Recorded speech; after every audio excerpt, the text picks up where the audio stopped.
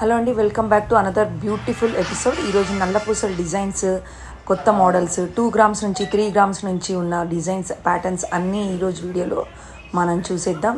Let's get into the video.